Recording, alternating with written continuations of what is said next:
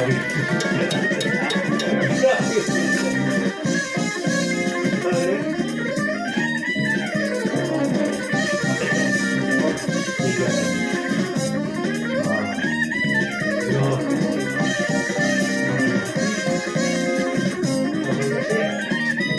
tabanan lang niya aso yung hinahabol namin.